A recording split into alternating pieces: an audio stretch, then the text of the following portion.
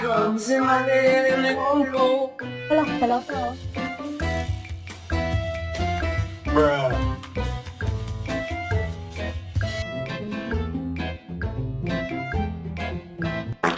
Oh, did you just get scared of your own fart?